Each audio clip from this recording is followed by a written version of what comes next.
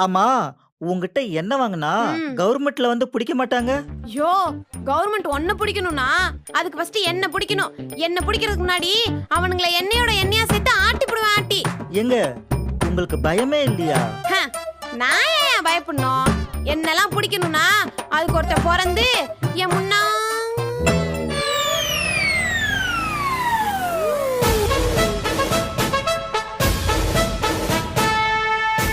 என்னயா அதுக்குள்ள பேண்ட் மாத்திட்டு வந்து நிக்கிற?